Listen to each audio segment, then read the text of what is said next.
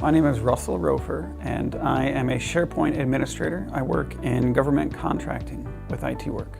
As a SharePoint Administrator, I deal with a lot of lists and libraries that other people collaborate on. Pulling that information can really help us discover what we can use, so that's why I was looking for a data science bootcamp.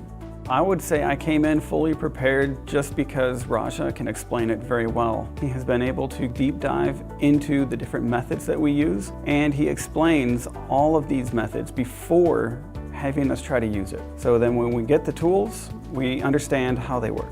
I'd say I got the most value out of the Azure learning. It's a great way to just get your feet wet and get started, and the concepts are pretty easy to understand.